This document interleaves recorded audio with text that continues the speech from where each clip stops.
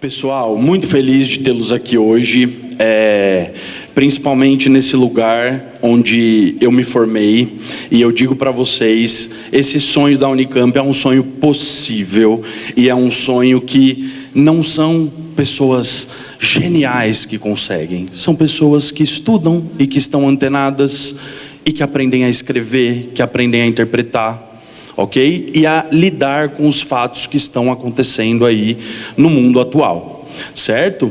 Eu sou professor de biologia e hoje a gente vai conversar um pouquinho sobre atualidades em ciências da natureza. Gente, seguinte, acho que a primeira coisa para a gente pensar um pouco é que os fenômenos que a gente estuda na escola, que a gente vê acontecendo no dia a dia, eles são fenômenos naturalmente interdisciplinares. Por exemplo, vamos pensar numa árvore crescendo, tá? Qual que é o nome do processo que faz a árvore produzir lá açúcar para poder crescer? Fotossíntese. Se você pega esse fenômeno da fotossíntese, ele é um fenômeno biológico, né? A gente está falando do crescimento aí de um ser vivo, da produção de energia por um ser vivo. Só que para essa planta poder fazer esse processo de fotossíntese, ela precisa de luz solar, certo? Então a gente está falando aí de uma onda que está atingindo as folhas das plantas para elas poderem crescer.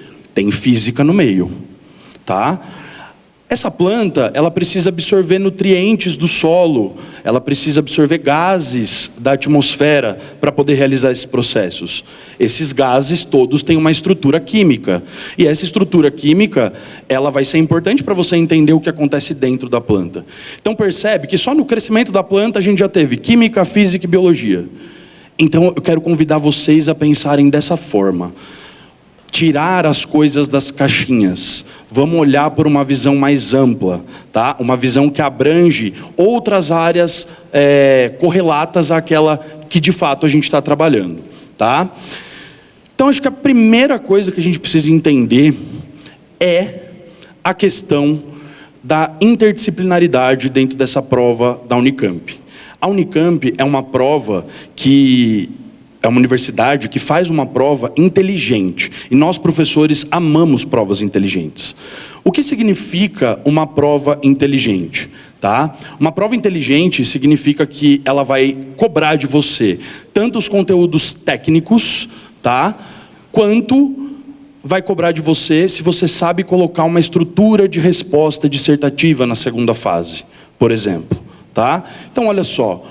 O diferencial do aluno atualizado para uma prova de Unicamp é que esse aluno ele está esperto em tudo o que acontece no Brasil e no mundo, tá? Então olha só, essa prova ela vai mostrar para vocês, ela vai trazer para vocês muitos dados, tá?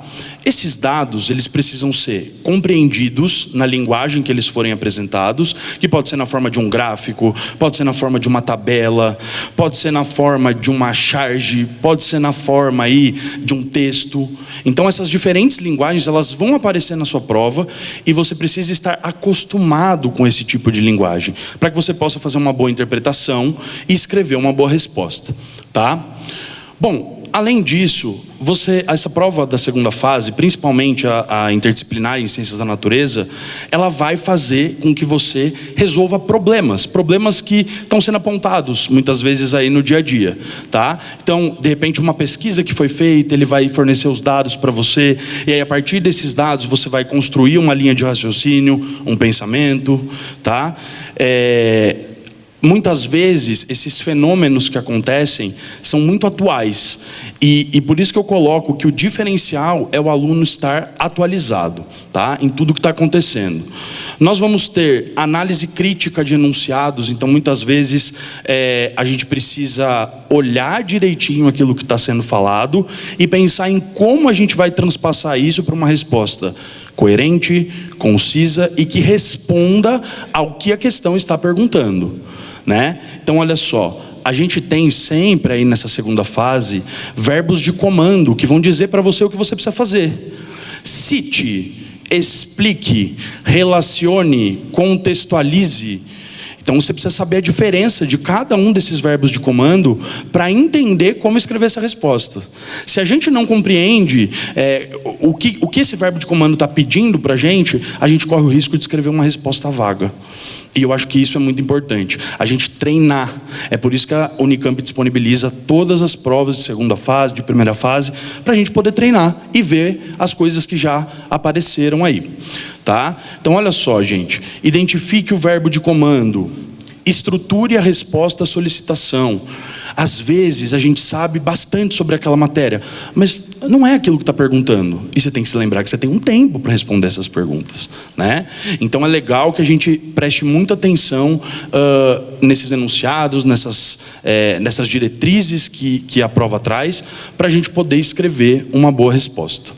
Certo? Tudo bem até aqui? Vamos lá. Eu trouxe aqui algumas notícias. Ao longo dessa apresentação vocês vão ver notícias. E eu coloquei QR Codes para vocês. Para que, se vocês quiserem dar uma olhada na notícia depois, para vocês poderem se aprofundar, tá? Vou ler aqui com vocês. Campinas identifica superbactéria em 7 pacientes e fecha a UTI do Mário Gatti temporariamente. Então, primeira notícia aí, 9/3/2026. Segunda notícia, superbactéria considerada uma das mais perigosas do mundo é encontrada na água em Porto Alegre. Pessoal, eu leio essas duas notícias e eu começo a entrar um pouco em pânico, sinceramente. E eu vou explicar para vocês o porquê. Bactérias são seres procariontes, né, que têm uma complexidade estrutural muito baixa. E o fato deles terem uma complexidade estrutural muito baixa ajuda, né, com que eles sofram mutações muito rapidamente. Então as características das bactérias elas vão mudando muito rapidamente. E nós temos o que para combater bactérias? Antibióticos, tá? Gente, para produzir um antibiótico demora, tá? Demora. A indústria farmacêutica precisa de muito tempo, muita pesquisa para poder desenvolver medicamentos de qualidade para poder serem aplicados. E muitas vezes a gente corre o risco de que essa taxa de mutação que as bactérias sofrem seja mais rápida do que o tempo que leva para a produção de antibióticos. Então, quando a gente acaba submetendo essas bactérias a pressões absurdas, então se a gente pensar aí na agropecuária, o quanto que a gente não usa de antibiótico, né? Se a gente parar para pensar aí em pessoas que tomam medicamentos indevidamente, ou por automedicação, ou porque os sintomas começam a passar e a pessoa simplesmente para de tomar, né? E a gente não pode fazer isso, porque senão a gente vai estar selecionando bactérias super resistentes. E qual que é o problema dessas bactérias? Essas bactérias elas podem aí não ter um tratamento efetivo para as doenças que elas causam. E aí a gente tem um problema sério, e um problema muito sério. Por quê? A indústria farmacêutica começa a ter problemas, porque se o conjunto de antibióticos que a gente tem disponível não está funcionando, o que a gente vai fazer? Aí tenta-se novas combinações desses antibióticos, né? E o que vai acontecendo ao longo do tempo? Vai ficando mais difícil tratar os pacientes. Vamos pensar em saúde pública, esse paciente fica mais tempo no hospital, tá? Esse leito fica mais tempo ocupado. Além disso, a gente pode ter bactérias contaminando alimentos. E quando a gente se alimenta disso, essas bactérias elas podem acabar aí invadindo algum dos nossos tecidos e tudo mais. E sempre que a gente fala em bactéria, a gente pode pensar em muitas coisas, tá? E isso aqui me preocupa mais, o risco da era pré-antibiótica. Gente, vocês já ouviram falar da peste negra? Então, peste negra dizimou milhares de pessoas, porque nós não tínhamos um antibiótico eficaz para tratar a peste negra, certo? Imagina se a gente tem aqui doenças em que a gente não vai conseguir tratar porque os antibióticos não estão fazendo mais efeito. A gente volta para uma era pré-antibiótica, e isso é preocupante. Então a gente precisa estar muito atento a isso, tomar nossas medicações de forma correta para a gente não participar dessa seleção natural aí de bactérias, tá? E falando em bactérias resistentes, a gente teve um outro caso também que estourou agora essa semana, né? Do que eu estou falando? Da bactéria do detergente, né? A bactéria do detergente. Mas aí você me pergunta, Lucas, mas como que uma bactéria consegue sobreviver em um detergente que era para limpeza? Então, gente, no processo de produção aí no processo de produção desses produtos, nós podemos ter falha ali no controle microbiológico. E essas falhas podem sim, inclusive também ser um fator de seleção para bactérias resistentes, tá? E aí já me vem na cabeça uma coisa assim, né? Nossa, mas o detergente, quando a gente tinha lá a pandemia da Covid-19, o detergente servia, né? A gente não falava lavar água com sabão, lavar água com sabão é difícil, né? Lavar a mão com água e sabão, né? Por quê? Porque o coronavírus era um vírus que tinha envelope. Lembra disso? Um envelope lipídico. E quando a gente pega um detergente e coloca ele em contato aí com um envelope lipoproteico, ele vai se dissolver. Então fazia sentido, tá? Para proteger. Agora uma bactéria não tem a mesma estrutura que um vírus. E aí eu entro em outro assunto com base nisso, né? A gente não pode tomar medicamento de uma certa doença para outra, né, gente? Então, por exemplo, eu não vou tomar um medicamento antiviral se eu estou com uma doença bacteriana. Eu não vou tomar um antifúngico se eu estou com uma doença viral. Não faz sentido, tá? Então, eu digo isso porque, não sei se vocês sabem, mas esse ano foi instituído uma data comemorativa para as vítimas da Covid-19 aqui no Brasil, tá? Deixa eu ver se está aqui. Aqui, ó. O governo do Brasil institui Dia Nacional em memória das vítimas de Covid e promove homenagem em monumentos de 6 capitais do país. Então, pessoal, sim, a pandemia ela passou, depois principalmente que a gente teve a distribuição das vacinas e a gente começou a ter essa imunidade de rebanho, que a gente chama, mas esse assunto ainda tá aqui, né? Estou falando de vírus. O que a gente teve acontecendo ultimamente, quando eu penso em vírus? Hantavírus. Ouviram falar de hantavírus? E aí, gente, isso que aconteceu do hantavírus foi pra gente que é cientista, a gente fica assim, nossa, que muito curioso isso que aconteceu. Porque o que aconteceu? Deixa eu contar para vocês. A gente tinha um navio no meio do oceano. Um cruzeiro, né? E aí dentro desse cruzeiro, alguns pacientes eles começaram a manifestar algumas características estranhas. E aí percebeu-se que essas características estranhas, elas tinham um espaço intervalado. Então, por exemplo, um paciente começava a passar mal, aí depois de um tempo outro paciente começava a passar mal, depois de um tempo mais um paciente começava a passar mal, não era tudo junto. E aí a gente fica perguntando, como que um vírus, tá? Um vírus que ele configura aí uma zoonose, ou seja, nós temos roedores principalmente sendo o reservatório desses vírus. E como que a gente teve contaminação em alto mar? Aí nós temos algumas hipóteses do que pode ter acontecido, né? Primeiro, pode ser que tenha roedor, né, naquele navio. Então, se a gente pensa nos equipamentos de cozinha, às vezes estoque, coisas que estão há muito tempo lá, paradas, pode ter roedor. E aí, o que acontece dentro do roedor? O roedor dificilmente vai manifestar a doença, a hantavirose. Mas ele está carregado de hantavírus. Então, ele vai eliminar na sua urina partículas infectantes aí desse vírus. Só que qual que é o problema? Rato faz xixi, faz muito xixi. E quando ele faz xixi e seca no ambiente, o que acontece? As partículas ficam suspensas no ar.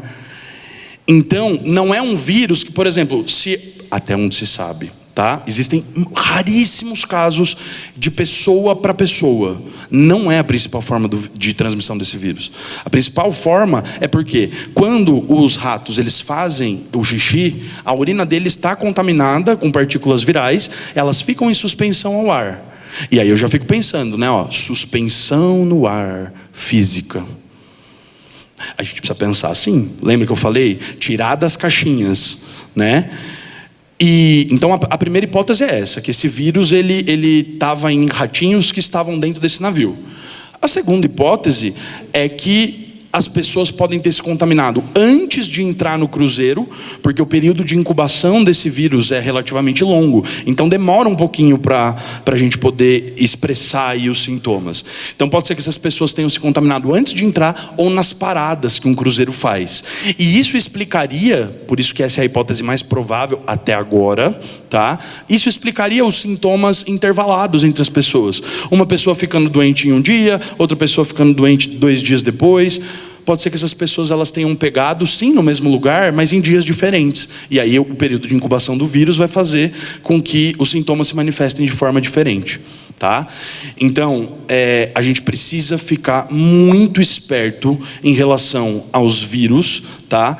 Porque é um assunto extremamente recorrente, tá? E aí eu quero que a gente pense um pouquinho em como isso pode aparecer, tá? Em outros lugares. Como que isso pode aparecer? Olha só. Mecânica quântica, termodinâmica, a gente pode estar falando aí de difração de raio-x e cristalografia para determinar a estrutura de uma espícula viral, por exemplo. Espícula é uma proteína que fica ali ou no envelope viral ou no capsídeo viral, tá? Olha só, difusão e transporte de gotículas, a dinâmica de fluidos em aerosóis.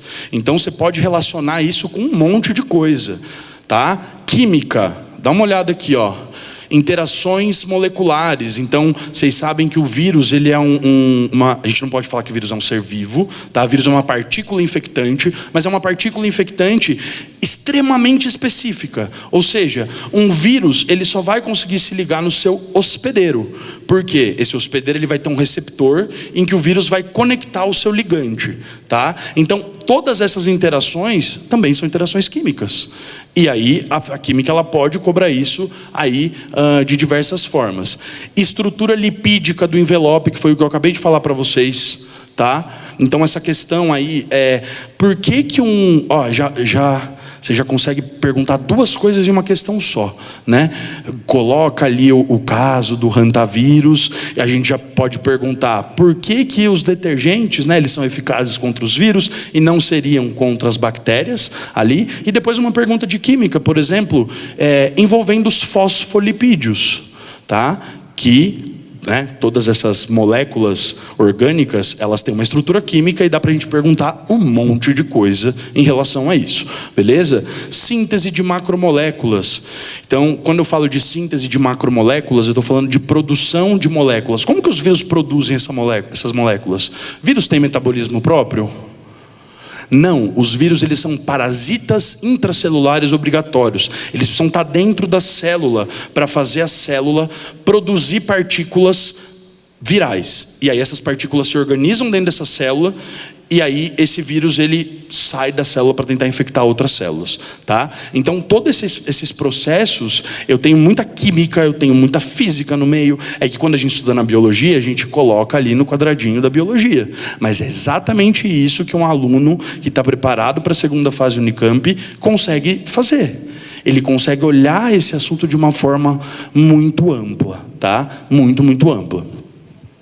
Aqui, mecanismos de desinfecção, tá? Então tem muita coisa aí que a gente pode conversar, tá? Gente, Unicamp adora cobrar questões ambientais na prova, tá? E tem um motivo muito óbvio para isso. Nós moramos no planeta Terra. Se nós moramos no planeta Terra, a gente precisa entender tudo que está acontecendo aqui e como a ação antrópica está afetando o equilíbrio dos ecossistemas.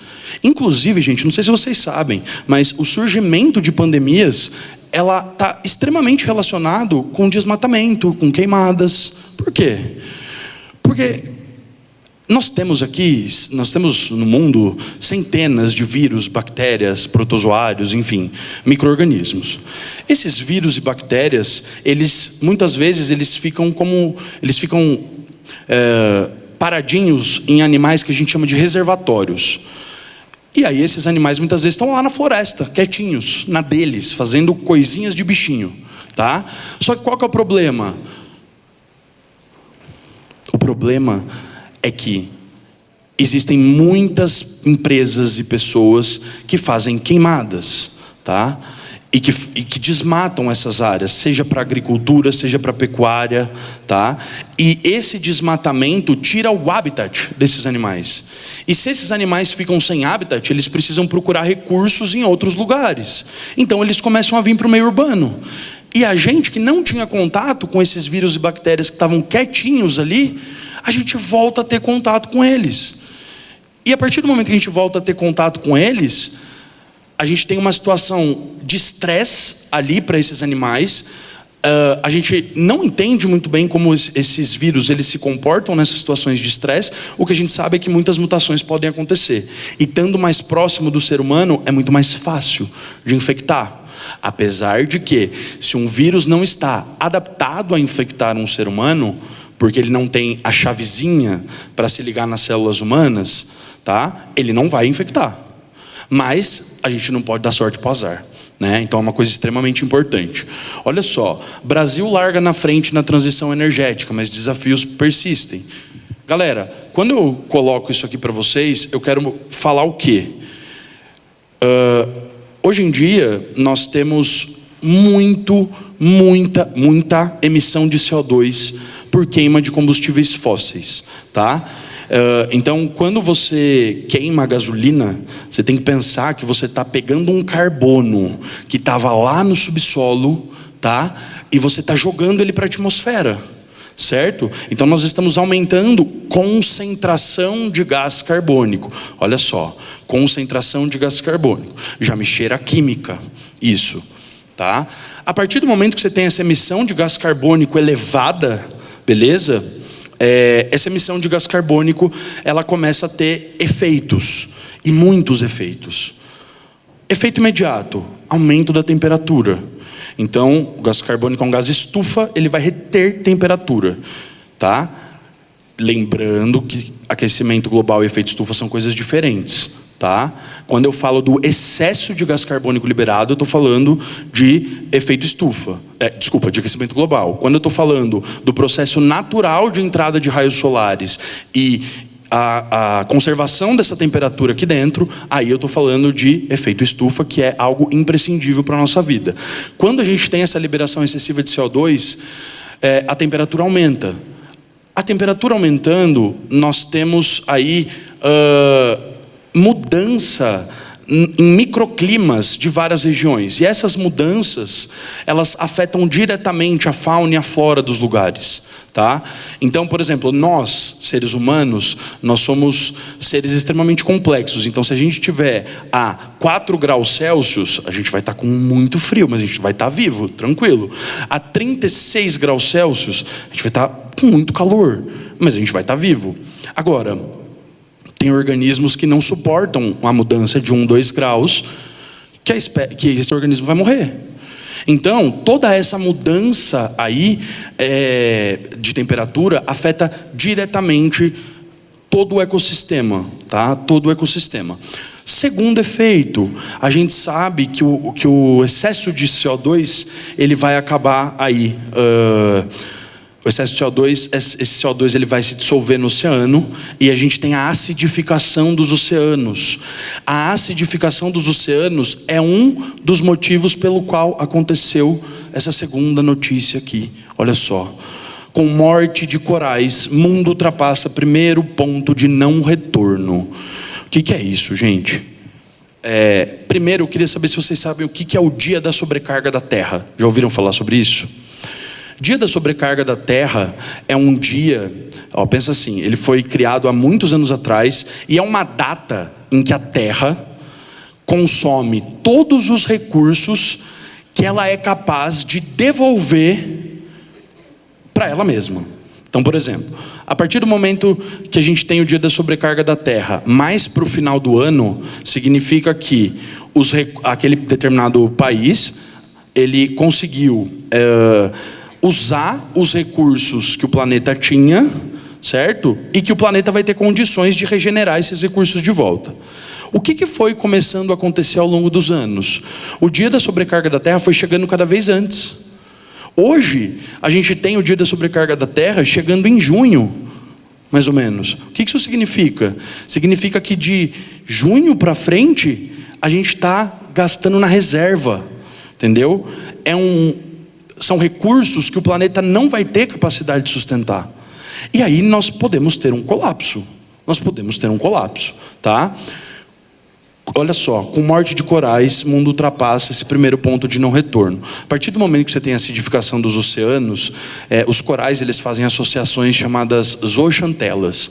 Essas associações, elas são extremamente importantes aí também para liberação de gás oxigênio. Então, quando você acidifica um determinado ecossistema, você vai mexer em absolutamente tudo que tem ali. Então nós precisamos entender esse impacto. E olha só, de novo, estou falando de acidificação de oceano, né? O deslocamento dessa equação de equilíbrio químico, que vocês com certeza veem em química. Quando eu falo de transição energética, eu estou falando, vamos conseguir energia de outras formas, tá? Nós temos um potencial gigantesco para energia eólica, por exemplo, tá? Para energia eólica. Nós temos um potencial gigantesco para energia hidrelétrica, energia formada, né, através de usinas hidrelétricas. Então, a gente precisa entender quais são essas potenciais formas de energia que vão precisar ser substituídas. O que aconteceu no ano passado, aqui no Brasil, que envolveu representantes do mundo todo para conversar um pouquinho sobre meio ambiente, sobre o futuro aí, do compromisso mundial com a redução da emissão de carbono? O que aconteceu? COP30. Muito bem. Isso aí. Gente, os países estão se reunindo porque o bicho está pegando. O bicho está pegando mesmo. Entendeu? A gente está tendo dados que estão mostrando...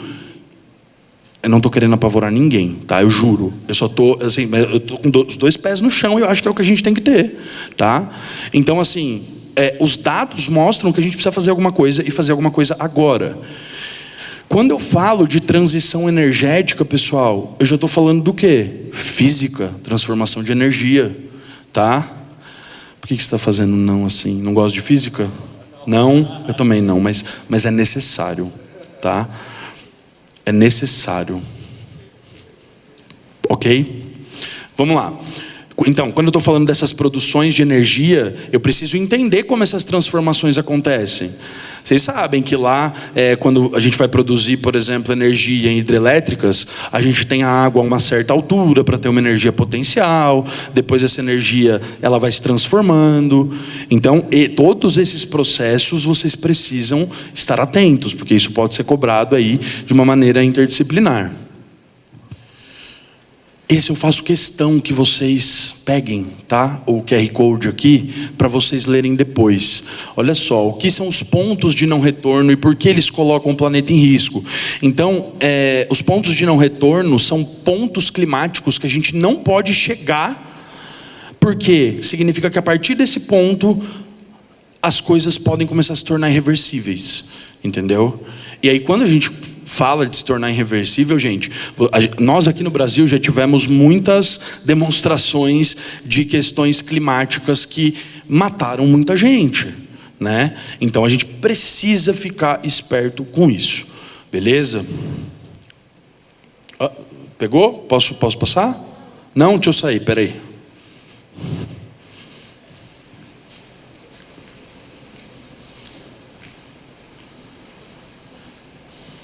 Pessoal, antes da gente passar para o próximo tópico, eu queria falar um pouquinho com vocês sobre IAs, inteligências artificiais, tá? Galera, primeira coisa, Uso de IA, a gente sabe que as inteligências artificiais, sim, ajudam a gente, me ajudaram, inclusive, tá? Porque, por exemplo, obviamente eu fui atrás de todos esses temas, mas eu não sei fazer esses desenhos maravilhosos que estão aqui, né? Então, assim, a gente pode usar IA, devemos usar para coisas que realmente não substituam o nosso intelecto, até para a gente não emburrecer. Isso é muito importante, tá? Mas o mais importante que eu quero que a gente entenda um pouquinho é o uso de IA, ele traz consequências, tá? Eu não sei se vocês sabem, mas os aparelhos, né, que a IA que nós temos hoje em dia, que fornecem inteligências artificiais, eles são aparelhos muito grandes. E esses aparelhos, muitas vezes, eles precisam ficar mergulhados em corpos d'água. Tá?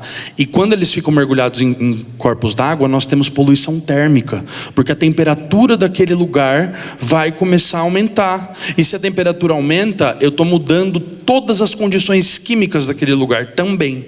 Tá? Porque, não sei se, na verdade, vocês sabem disso. Quando eu aumento a temperatura, o que acontece com a velocidade de reações químicas? Aumenta também. Olha só, mais uma vez, mais uma coisa aí que a gente pode linkar. Tá? Então, IA é um tema interessante da gente perguntar, né? Da gente estudar um pouquinho e entender. É claro, gente, que daqui a alguns anos talvez não seja a mesma coisa. Antigamente os computadores eram muito grandes. Hoje a gente tem computadores que são fininhos, né? Agora, e as IA, será que vai ser assim? Então são coisas aí para vocês pensarem, tá? E até para vocês terem repertório para poder escrever isso em outras respostas também, beleza? Galera, Copa do Mundo tá aí. Copa do Mundo 2026. Olha só. Copa do Mundo 2026, cerca de 25% dos jogos devem ser disputados em níveis preocupantes de calor, alertam especialistas. Pessoal, de novo, isso é muito sério, tá? Olha só, os dados de uma análise do WWA, levantamento revela que os riscos relacionados ao calor e à umidade extremos são muito maiores neste ano do que em 1994, quando o torneio ocorreu no mesmo continente. Gente, então você vai ter, primeiro, imagina um evento deste porte, a poluição que nós vamos ter como consequência desse evento, né? Então, primeira coisa, eu já vi alguns especialistas falando que a gente pode ter a Copa mais poluente desde quando a Copa existiu, tá? Então é uma coisa importante para a gente pensar. Segundo, fisiologia humana, tá? A gente está falando de calor. Quando você está, primeiro, quando você está fazendo exercício, o seu corpo naturalmente já libera calor. Se você está sob uma condição de calor excessiva, fisiologicamente o seu corpo pode não dar conta. Então você tem uma série de coisas que podem ser perguntadas em relação à Copa, tá? Uma série de coisas. Olha só. Copa do Mundo 2026. Cinemática e dinâmica. Então sempre tem aquelas questões de física. Uma bola foi lançada. Tananana. Tem ou não tem? Então, ótimo ano, né? Pra gente falar sobre isso. Ondas e som, acústica de estádios, nível de intensidade sonora, propagação sonora. Então, quando a gente para pensar, né? Será que a frequência das ondas que estão sendo emitidas vai causar poluição sonora? Isso atrapalha, será, a comunicação entre diferentes espécies? Vocês sabiam que diferentes espécies se comunicam de formas diferentes? Quando a gente emite ruídos dessa forma, será que a gente não vai atrapalhar nessa comunicação entre espécies? Em processos reprodutivos, e isso impactar em baixa variabilidade genética, por exemplo? Ótica. Então, olha só, iluminação de estádios, formação de imagens, câmeras, refração da luz. Então, várias coisas aí no campo da física que a gente pode conversar. Mecanismos de termorregulação do atleta, trocas de calor, energia cinética e potencial. Gente, tem muitas coisas que a gente pode perguntar de forma interdisciplinar, tá? Como eu disse, muitos fenômenos a gente costuma observar eles de um jeito porque a gente só olha sob uma ótica. A partir do momento que a gente começa a olhar sob uma perspectiva mais ampla, aí nós conseguimos ver que esse evento ele passa a ter mais sentido de uma forma integral. E é isso que a Unicamp quer que você tenha também. A Unicamp quer que o aluno que está ingressando nessa universidade seja um aluno que consiga ver situações, consiga ver problemas de forma ampla, tá? Não dentro de uma caixinha, beleza? Me veio na cabeça agora aqui, já volto para cá, tá? Vocês viram, assim, na verdade esse ano o Brasil está sendo marcado, o mundo está sendo marcado por muitas descobertas científicas, né? Vocês viram o que uma pesquisadora brasileira fez? Polilaminina. Ouviram falar? Então, uma pesquisadora, o FRJ, tá? Tenho quase certeza que é o FRJ. Ela pesquisou ali uma certa proteína, a laminina, e ao longo dos anos, acho que foram 20 anos de estudo. Então olha como às vezes o estudo ele demora para dar de fato um resultado aplicável. Mas quando esse resultado vem, olha que maravilha, né? Então nós temos um caminho pela frente ainda até tudo isso ser liberado, tá? Mas nós já temos resultados muito bons na regeneração de movimentos em pessoas que eram tetraplégicas, né? Então assim, também vejo muitas coisas que podem ser perguntadas em relação a isso. Resistência do corpo, né? Como que o nosso corpo ele fica sustentado, sistema locomotor, sistema nervoso, tá? Também vejo questões aí de polimerização, porque a polilaminina, são várias proteínas juntas, né? Então como que acontece essa polimerização? Pesquisem sobre isso, tá? Sobre a polilaminina. Importante. Tem vídeos sensacionais para vocês verem sobre isso. É um assunto que pode aparecer. E principalmente porque isso coloca o Brasil num patamar científico elevado, tá? E é o que a gente espera que vocês façam quando vocês estiverem na Unicamp. Porque todos que estão aqui estão abençoados para passar, hein? Amém? Eu ouvi? É isso aí, é isso aí. Merecem, né, gente? Sábado de manhã aqui, eu entendo, mas é isso aí, é isso aí. Vamos lá. Olha só. Ainda sobre Copa, bioquímica e materiais, estrutura de proteínas, músculos, carboidratos de reserva energética. Uma outra coisa, doping. Doping, tá? Doping é algo que é cobrado em ano de eventos esportivos e de eventos esportivos, né?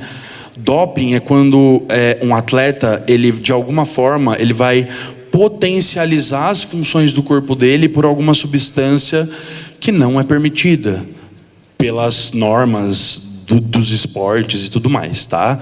Que sinceramente eu não sei exatamente quais são essas normas, mas eu sei que nós temos aí regras que proíbem o uso de substâncias que podem colocar esse jogador em alguma vantagem em relação a outros, né?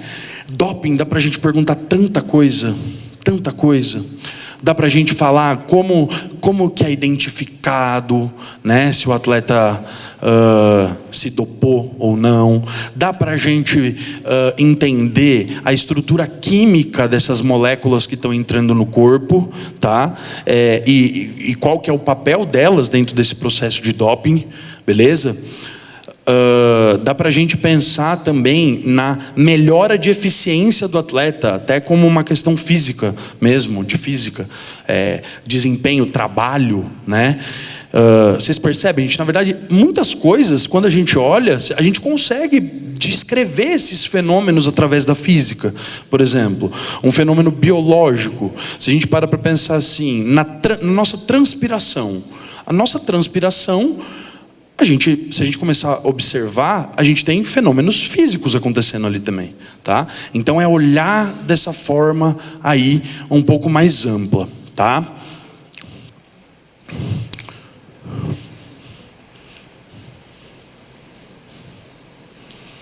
gostaria de voltar aqui um pouquinho. Pessoal, vocês perceberam então que nós temos muitos possíveis assuntos, né? Acontece muita coisa, tá? Então assim, eu não quero que vocês fiquem desesperados, eu tenho que ler absolutamente tudo. Não é assim também, tá? Ninguém vai te cobrar uma coisa extremamente específica daquela entrevista. Não é isso, daquela notícia, não é isso. A Unicamp muitas vezes ela vai te dar um contexto e vai perguntar o que há de ciência interdisciplinar dentro disso, né? O que a gente vai conseguir observar dentro disso. E aí, gente, eu vou falar uma coisa para vocês que talvez vocês já tenham cansado de ouvir dos pais, dos professores. Vocês precisam ler. Vocês precisam ler. Vocês precisam sair um pouquinho das redes sociais e ler. Gente, sabe por quê? Porque isso fica perceptível para a gente quando a gente vai corrigir uma prova, sabe? Então, muitas vezes vocês sabem os assuntos, mas vocês não conseguem transpassar o pensamento de vocês ali naquele papel. Então, às vezes vocês acabam escrevendo algumas coisas de forma mais rasa, e porque não tem repertório de leitura mesmo. Então, vocês precisam ler, tá? E quando eu falo de atualidades, é porque é isso, gente. As provas elas estão pautadas muitas vezes em acontecimentos atuais, tá? A Unicamp é assim. É assim. Se você pegar para fazer as provas anteriores, vocês vão ver que é assim, tá? Então, uma outra dica que eu dou para vocês é: realizem provas antigas. As provas antigas, elas mostram até alguns padrões que aparecem dentro dessa prova, tá? Então, eu lembro que há 10 anos atrás, 11 anos atrás, quando eu entrei em 2014, 12 anos. Em 2014, quando eu entrei na Unicamp, parece até loucura, eu lembro até das questões, sabia? De segunda fase, juro. Porque eu vejo, né, em sala de aula, muitas vezes. E eu lembro que, vou dar um exemplo só para vocês, tá? Nas 3 provas dos anos anteriores, estava perguntando sobre o papel da bile na digestão. Qual é o papel da bile na digestão? Então, perguntou isso de uma forma 3 anos antes, perguntou a mesma coisa, só que de uma forma diferente, no ano seguinte, e no meu ano, perguntou a mesma coisa de uma forma diferente, né? Qual é a função dos sais biliares na digestão? Emulsificação de gorduras, isso mesmo. Então você consegue ver alguns padrões, tá? Por isso é importante fazer as provas antigas. Tinha uma outra questão também, que era uma questão sobre determinação de órgãos florais. E é uma questão que são mecanismos genéticos que controlam quais são as estruturas florais que cada planta vai ter, né? E aí, 2 anos seguidos, esse mesmo diagrama de determinação floral apareceu na prova. Só que em uma vez ele estava numa forma de um diagrama, na outra vez estava em forma de texto. Só que era um assunto que quem fez a prova anterior, com certeza já ia lembrar disso, tá? Então, são coisas aí que a gente precisa se atentar, tá? Essa questão de fazer essas provas antigas, elas são importantes não só pela questão do conteúdo, mas o treino também. Então, quanto mais vocês escrevem, e gente, sai dessa de, quando o professor passar alguma coisa para vocês, copiem, tá? E é importante vocês copiarem, por quê? Copiar, ou então quando o professor pedir para você fazer uma resposta dissertativa no caderno, faça, porque o seu conhecimento está sendo consolidado a partir do momento que você está escrevendo ali, tá? Então, não, eu sei na minha cabeça. Não é assim, você vai ter que escrever aquilo. Então, treine escrevendo. Quanto mais você treina, mais fácil fica. Tudo bem? Certo? Queria agradecer a presença de vocês, tá? Vou ficar aberto para perguntas. Antes das perguntas, eu gostaria que vocês internalizassem uma coisa. Se algum dia já teve algum pensamento do tipo, eu não vou conseguir passar, eu não sou o suficiente, eu não consigo, que esse pensamento nunca mais chegue na cabeça de vocês, tá? Eu sempre falo isso para os meus alunos, e eles estão aqui para não me deixar mentir. Não são gênios que passam em grandes universidades. Não são grandes gênios que passam.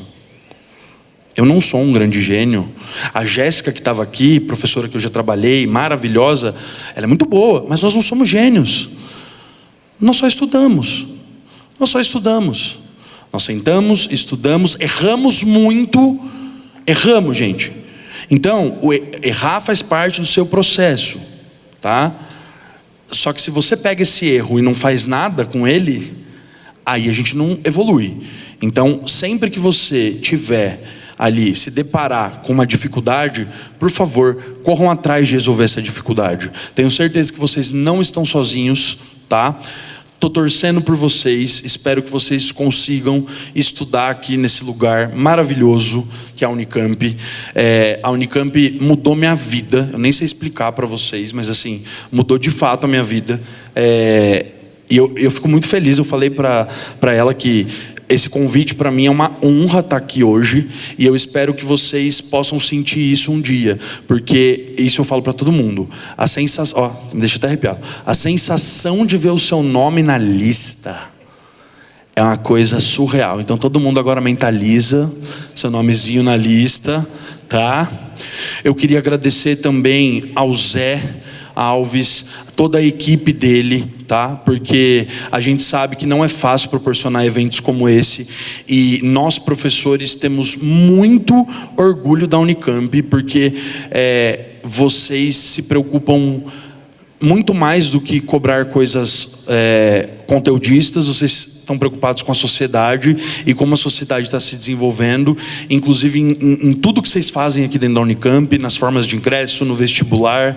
Então, Zé, obrigado, e eu quero que você saiba que você muda a vida dessa garotada, sim, assim como vocês mudaram a minha, tá? Então, muito obrigado.